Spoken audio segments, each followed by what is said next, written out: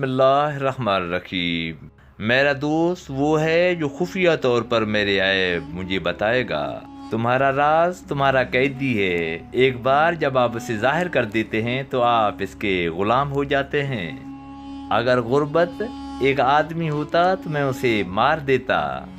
अगर आप अपने दुश्मन से कुछ पोशीदा रखना चाहते हैं तो अपने दोस्त के सामने इसका इंकशाफ ना करें।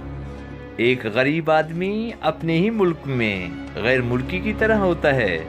अक्लमंद आदमी के सवाल में निस जवाब होता है।